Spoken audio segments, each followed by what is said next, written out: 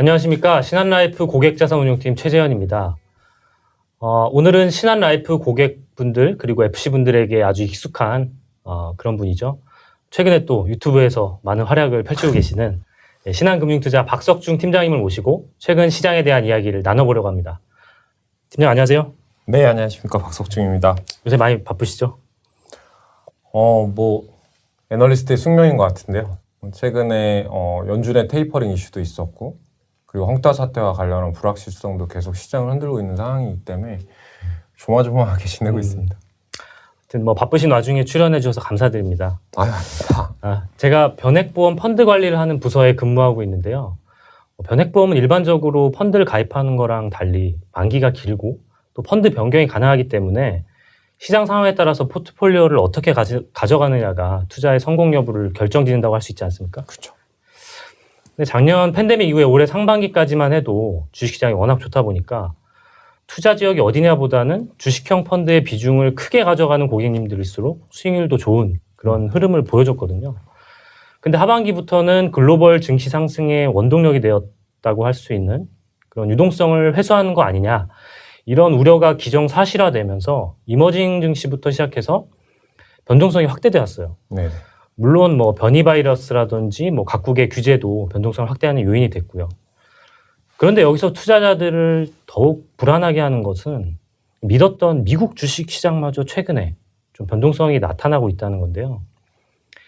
오늘 촬영 일자를 기준으로 9월이 아직 좀 며칠 남아있긴 하지만 월간 기준으로 올해 들어 처음으로 음봉, 즉 마이너스 수익률을 기록하고 있거든요. 팀장님, 이제 올해 한 3달 정도 남았는데 네. 이제 우리 변액보험 고객님들은 주식형 펀드 정리하고 뭐 채권이나 다른 펀드로 도망가야 됩니까? 이런 질문을 최근에 많이 받았어요. 근데 이제 지난 시장을 한번 되도록해서 보시면 올해 주식시장은 델타 변이라는 예상치 못했던 바이러스 확산이 연초에 생각했던 그림과 전혀 다르게 경기 흐름을 이끌어 갔었죠. 그리고 델타 변이 확산에 대한 공포와 그 여파는 기존 1, 2, 3차 유행과는 확연히 다른 그림이었어요.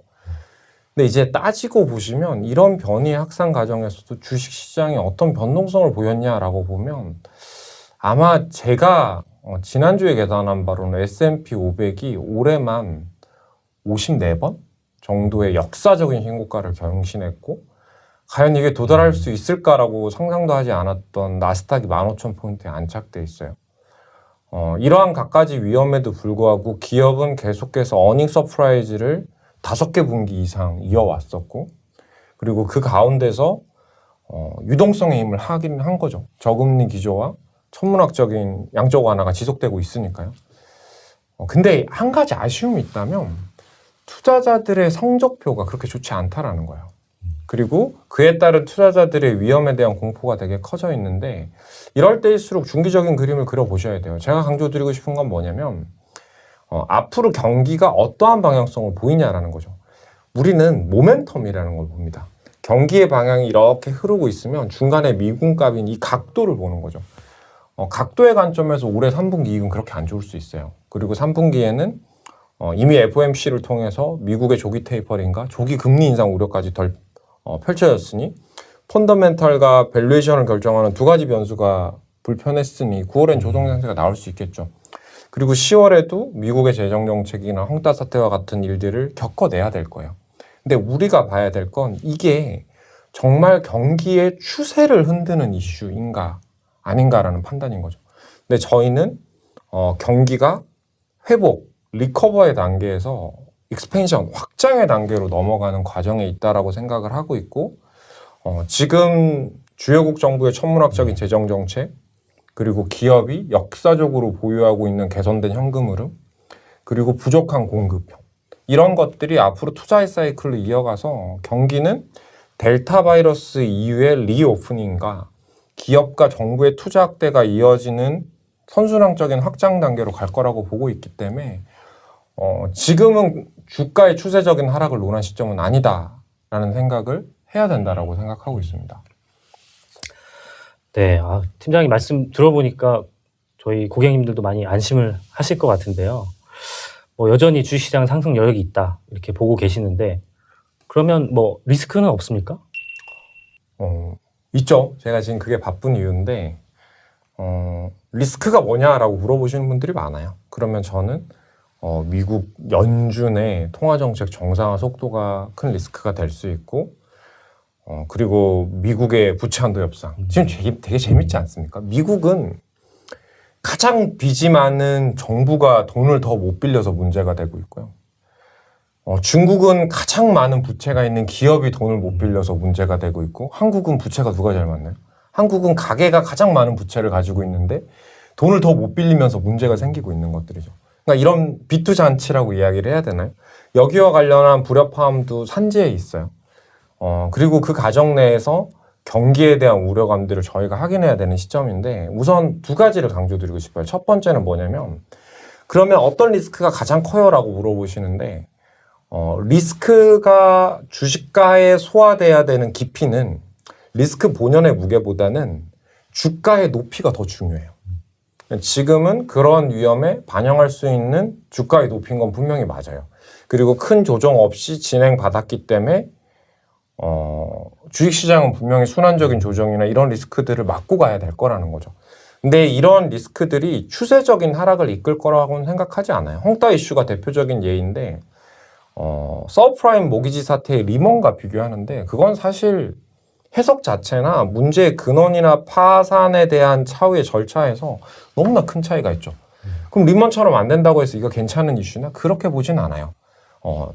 찻잔 속의 폭풍이라고 하죠. 그 정도 규모는 아니에요. 하지만 이런 것들이 주가에 반영되고 개별 산업이나 수요에 영향을 미치겠지만, 경기 회복의 추세나 주식시장의 추세적인 하락을 야기할 정도의 그림으로 가진 않지 않을까라고 보고 있는 거고, 거기와 관련해서 저희가 이제 9월을 조정의 장으로 저희도 대응을 하고 있는데, 9월, 10월 이러한 이슈들로 인해서 취약한 자산들이 조금 더 위험을 받을 수 있을 거고, 그리고 추세적인 하락을 논하진 않을 거라서 저희가 엄청 큰 낙관론을 견지하고 있는 건 아니지만, 이런 리스크 정도는 알고 대응을 하면 아마 이것 때문에 주가가 조정을 받아야 된다면 저희는 오히려 사야 되는 자리를 이야기하지 않을까라는 생각을 하고 있는 겁니다.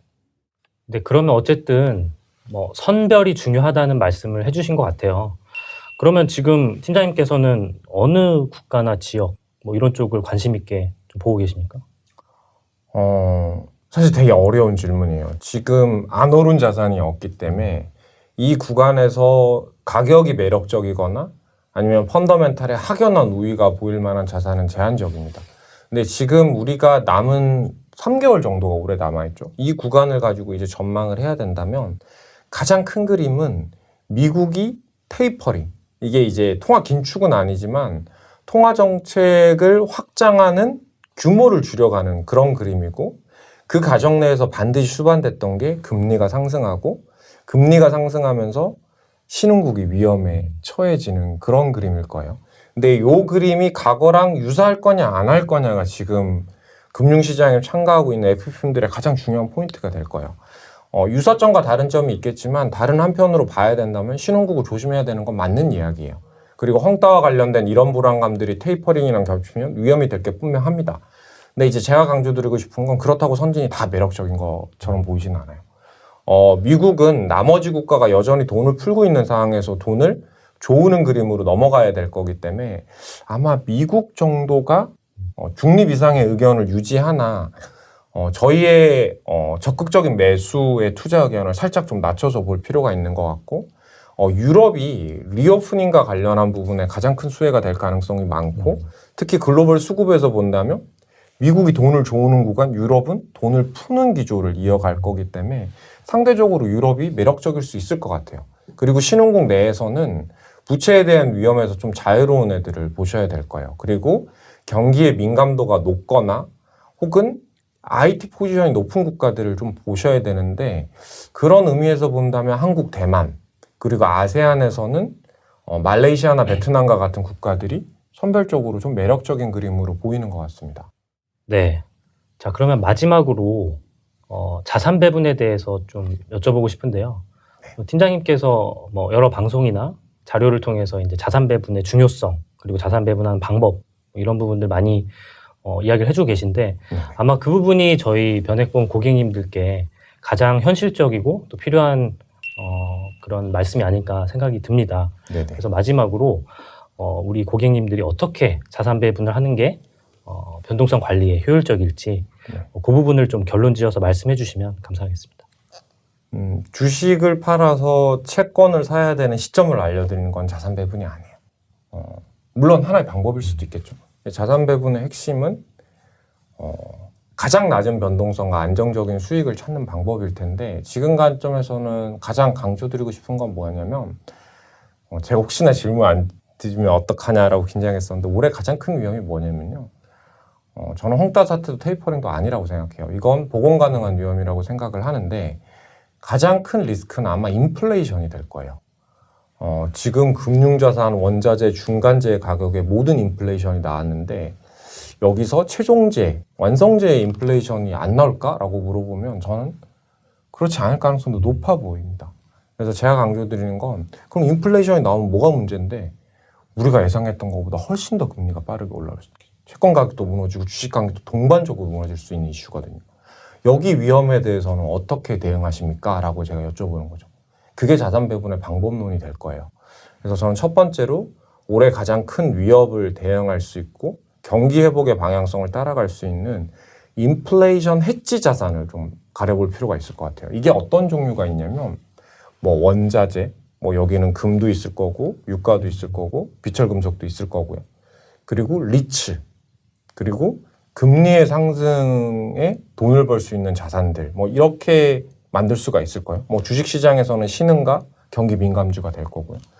그 안에서 유망한 자산을 좀 뽑자면 글로벌 원자재, 특히 유가나 금, 그리고 리츠가 되게 매력적인 자산이 될 거고요. 저희는 전체 자산에서 20% 이상의 공격적인 비중을 가져볼 필요가 있다라고 생각을 하고 있는 거고요.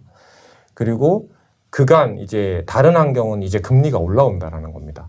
금리가 올라오는 상황은 어떤 상황이 만들어지냐면 시장의 막연한 기대감을 채우지 못하는 실적들에 아주 민감하게 움직일 수 있어요. 성장주가 안 될 거라는 게 아니라 과도한 밸류에이션을 받는 국가나 테마나 개별 기업들에 대해서는 조금 더 비중을 축소하실 필요가 있을 것 같고 그리고 이러한 변동성 장세에서는 여전히 달러 자산에 대한 비중을 가져가셔야 돼요.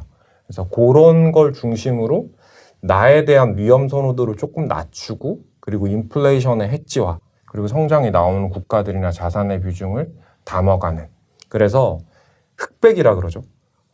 시장이 돼 안 돼가 아니라 중기적으로 시장에서 우상향할 만한 자산들을 갖춰놓고 나머지 위험들을 감수하는 전략으로 포트폴리오를 운용하시는 게 올해 남은 3개월뿐만 아니라 내년도까지도 가장 유망한 자산 배분의 전략이 되지 않을까 합니다. 네, 어떻게 잘 들어보셨나요? 먼저 경기의 큰 흐름에 대해서 짚어주셨고 또 주식시장의 여러 가지 이슈들 또 말씀을 해주셨고 유망자산이 무엇인지 또 자산 배분은 어떻게 해야 되는지 조목조목 짧은 시간이지만 말씀을 해주셨던 것 같습니다. 여러분들이 변액보험 포트폴리오 관리하시는데 많은 도움이 되셨으면 좋겠고요. 앞으로도 이 박석준 팀장님 자주 모셔서 네. 네, 이런 말씀 들어봤으면 좋겠습니다. 자주 오실 거죠? 아, 그럼요. 네. 네, 불러와 주십시오. 그러면 오늘 시간은 여기서 마치도록 하겠습니다. 감사합니다.